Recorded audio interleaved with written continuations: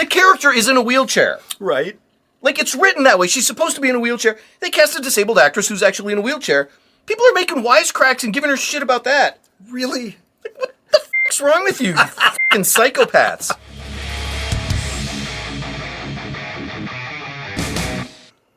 So we had our hospital Christmas party last night. How drunk are you? I was so drunk. So at some point, we're sitting at the table, and for some reason, I started doing my Joe Pesci from Goodfellas. Oh, no. She won't go out on these. She's prejudiced against Italians. I can't believe this prejudice against a Jew broad. Prejudice against Italians. And Tracy stopped me. But not for the reason you think. She got confused and thought I was going to use the N-word during my Joe Pesci impersonation. That's not... It's a fucking Jew broad. Prejudice against Italians. Get this through your head, you Jew motherfucker, you. Welcome to Two Gaming Dudes. Oh boy, here we go. The phenomenon of the year, Wicked the musical. Now, the film adaptation. Now, despite our incredibly manly physiques, we actually like musicals, believe it or not. I'm a theater guy. He's a theater guy, and I know I grew up on cartoons. I'm I still fucking love half cartoons. fruit. Come on, man. I love a good musical. I liked this a lot. I didn't love it, but I liked it a lot. I love the music. Okay. The music was great. I mean, not all, because there's a lot of freaking music in this, but there were several songs in here I was like, hey, that was pretty good. Makes sense, though. It's a Broadway musical, right? It started there, and then they adapted it. So. It was a book that became a Broadway musical to a film. I, from the beginning, had to tell myself, let's start with what we do like and what we didn't. Okay. Musically, it's a musical. So, obviously, it's musically, acoustically, sonically, I mean, close to perfection. Sure, right? Sure. As it should be. These are Broadway actors, not everyone, we'll talk about that. Mostly a lot of Broadway performers, all right. Broadway writers and composers, a Broadway orchestra. Okay. Being recorded by some of the best sound and audio technicians in Hollywood. It better sound fucking perfect. Right. Okay. So no problem there. Makes sense. The performances. It's very no. I'm not going the way you think. Okay. Cynthia is. I'll say you have to tell yourself from the beginning. This isn't Irina Menzel and Kristen Chenoweth, because they originated the roles on Broadway and made it enormous.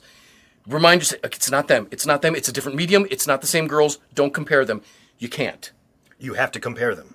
Even though you know you're not supposed to, I couldn't stop myself from comparing. It's like, I'm telling you, who's the actor that played Han Solo? Which one? The little kid one in the Solo movie? Or are you talking about Harrison Ford? Right. No, Alden Ehrenreich. You can't watch Solo and not compare him to Harrison Ford. No, you can't. Absolutely. It's the same thing. You can't take an icon. And it's I'm going to say it's the same thing with...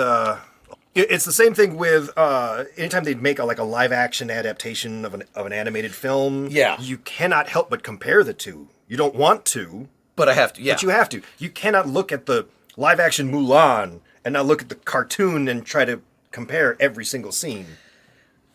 So I tried really hard not to do that. Here's the thing. What's it? Cynthia Erivo, outstanding. Tremendous. Hit it perfect on everything. Okay.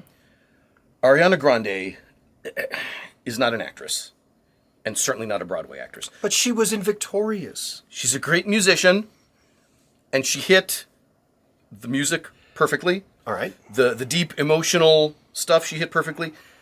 The problem is, Glinda has all the funny bits in this show, and they fell flat every single fucking time. Oh. So much so that I'm betting, if you don't know the show, you didn't even realize she was supposed to be doing a funny bit there. That's how much it fell flat. That's how she's killing that it. You didn't even realize that was supposed to be a funny bit. Every single one. She missed every one of them. Wow. Which made me think, just get a fucking Broadway-trained actress. You don't have to do this stunt casting. Right. With Jeff Goldblum, also not a Broadway actor.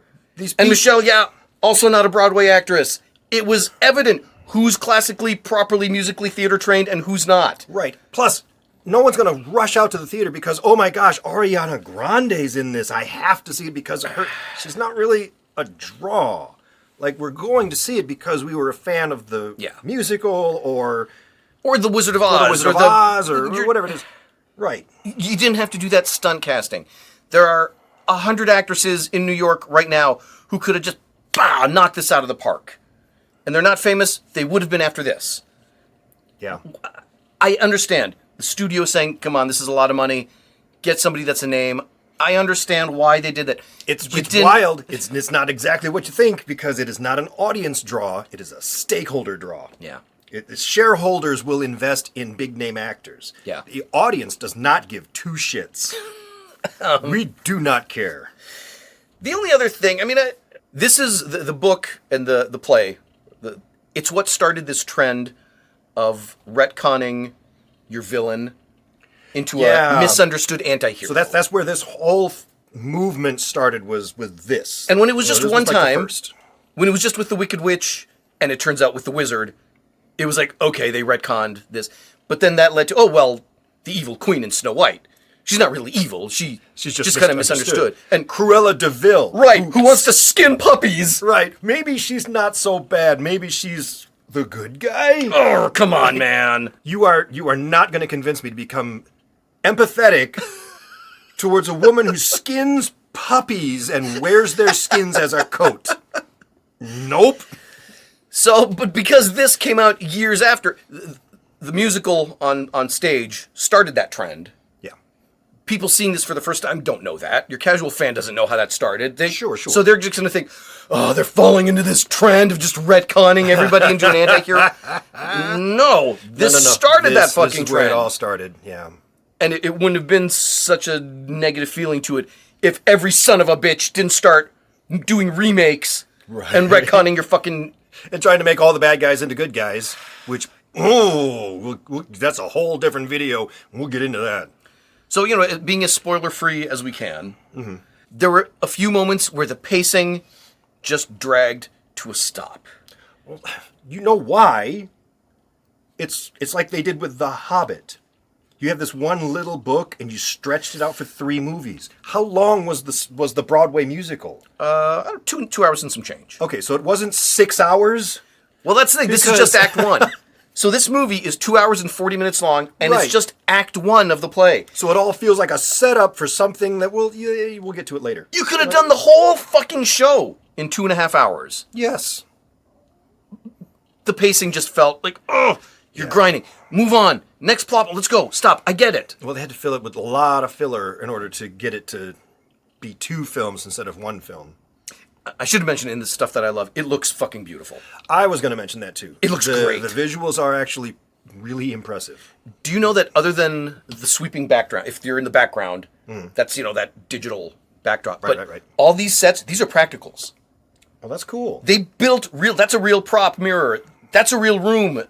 All this is practicals. That's actually really cool. Not only does it look spectacular, it completely changes the feel and the way your actors interact and the way your director of photography films it and frames it. Right. It felt so good. It felt and looked beautiful when you've got real sets out there. Now, if you ask these 2 main actresses how they feel about this performance, they will start sobbing uncontrollably about how incredibly awesome and I don't know how to describe it other than you watch these interviews of them and you want to say, you guys realize it was a movie, right? And so I think I've gotten a little bit of her softness, and she's got her strength, a little bit of my strength. Yeah. Yeah, but settle down. It's All a right. movie. Shh. I didn't think we were getting into the politicization of, because they politicize this just like we do everything in this fucking country. Sure. Do you want to start with the poster? So it starts with the poster, right? The fan created edit to make the movie poster look more like the theatrical poster. So the theatrical poster, I'll put a picture of it. Her face is hidden by the hat, and she's got this menacing grin. Right, with red lips. And it sets up like, okay, something's going on. It's very, very well done. The graphic artist is just a master. Just nailed it. Yeah. Really beautiful. The movie poster, it's just the 2 of them staring at the camera. And I'll put that up too. It looks completely different. And a fan, who's a master of Photoshop, took it and made it look more like the original theatrical release poster. Yeah. He actually released a video too explaining like his process while he was doing it and why he did it that way, which I thought was pretty awesome. But the actress didn't see it that way or appreciate No, she did not. No, she did not. and went straight to the racism card. Yes, she did. I really wish she hadn't have done that. You had 3 options. Play it nice, ignore it, or attack. Option 1 or 2 would have gone nowhere. No one would No. give a shit. But because you attack, it blows up Yep. and becomes an issue. She could have just left a tweet and said, oh, look what some creative fan did.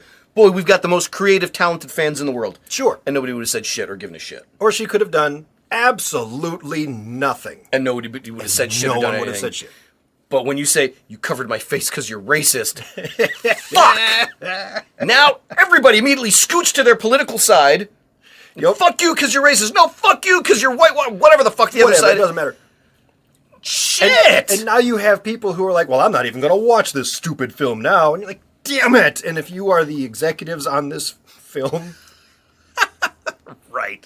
How quickly did you start drinking? Shut the fuck up! Binge drinking because, oh my God, the actress opened her mouth again, and you start drinking. Okay, so budget of 150 million. Okay. It's at 400 mil. So I was far. going to say, it'll So make no that problem. up, no problem. No problem with the money. It was actually a very successful film. And honestly, it's a good movie. It is good. It is a good movie. It's like long, but it was good. I mean, it's a musical. If musicals aren't your thing, Yeah. it's not going to be your thing. Charles is not a football guy. I could take Charles to the most exciting, back and forth, thrilling football game that's ever been played. It's not his thing. He's not going to get it. Yeah. Same thing here. If you're not a musical, it's not for you. You're not going to like it. And if you're like, well, I didn't mind the South Park musical, like, I get it. I also enjoyed The Waterboy. And The Waterboy probably doesn't count as like a football game, so, but, or something like that.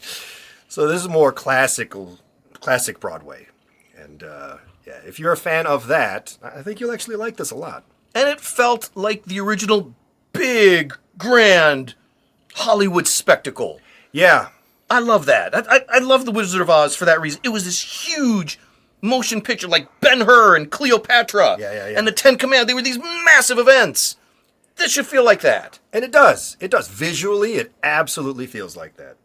And the music is great. So honestly, I enjoyed this. Did you have something you wanted to say about Jeff Goldblum? Again, so Goldblum and Michelle, you could tell, I already said it, who's classically trained in musical theater and who's not. Right. There was no reason for them to be cast in it. Michelle Yeoh doesn't need to be in this. Jeff Goldblum didn't need to be the wizard. You didn't have to do that. Does he have singing roles, Jeff Goldblum? I don't remember. I don't know if don't not remember in if this that's- one, he doesn't. I don't know if in part 2 and act 2. Oh, that's what I meant. Like He has a later musical on in number. I don't remember if he's got a musical part or not. He might. Leave in the comments. I don't remember. Are we going to hear Jeff Goldblum sing? That's what I'm curious about. Put that in the comments. well, but Michelle Yeoh does. barely. And she just vocalized it I instead. was going to say just barely. So Barely. instead of, she didn't really sing, she just vocalized it as, whatever, it's fine. I would have rather just seen some properly trained actors doing the role properly. Yeah. It's okay, it's a minor complaint. It didn't ruin the movie. It's still a very, very good movie. But those are my only complaints. Some of the casting was weird. Ariana Grande just fell a little bit short.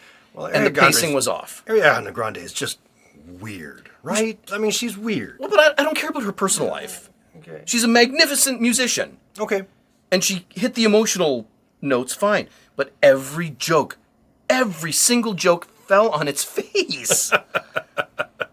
And I think you're a director and she's this international megastar. How do you... Right. How do you say, oh, God, you suck. Can we do that again? You got to be like, you were great. You were wonderful. Like I after the loved it." fourth take when she's not responding to directions. Right. Because she's not an actress. She doesn't know how to respond to your directions. At what point do you keep pushing and eventually say, oh, you're going to piss off this megastar and then you're fucked? Just let her do it her Great way. work, Ariana. Let's let her do whatever she's about to do. It's fine. Can we fix that in post? No, it sounded stupid. But CGI can do anything. Not that. Not that. Not that. All right. Well, that's our side of it. You got to let us know what you think, though. So leave some comments down below. You got to let us know if you saw it, if you liked it, if this was your thing, if you're going to pass this by, if you're going to wait for it to come out on home video or whatever it is. Leave some comments. I'm very, very curious because parts 1 and 2 were filmed simultaneously. Right? I don't know how many of the casual fans are going to come back for part 2. Oh. Interesting. I don't know that it had enough hook for just a general casual audience to come back. Maybe I'm wrong. Maybe, but that's interesting. I would be curious too to see if this is one of those movies where we do better in the sequel or do we do worse. I don't think it's going to be better. They were filmed together, so it's not going to cost them anything. No, that's fine. But I mean, box office numbers will tell us, right? If we liked this enough to come back, or if we saw the first half and we're like, well, I'm not doing that again. Geek theater Nancy boys like me, we're going to go anyway. But a general audience, I don't know. I don't know. I saw part 1 in the theater. I might wait for part 2 and just watch it at home. No, not me. I'll be there opening weekend. Okay. Because if you drag me to it, the two of us sobbing together in the theater is going to look very unmanly.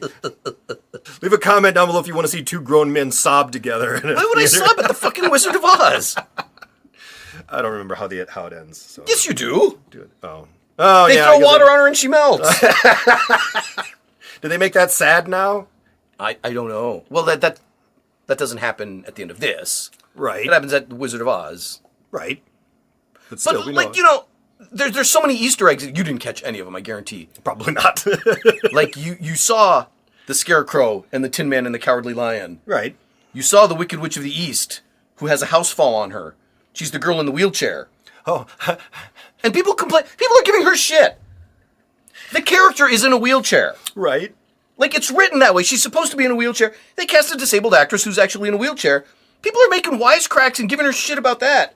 Really? Like, what the fuck's wrong with you fucking psychopaths? Wow, people suck. What's all the stupid shit?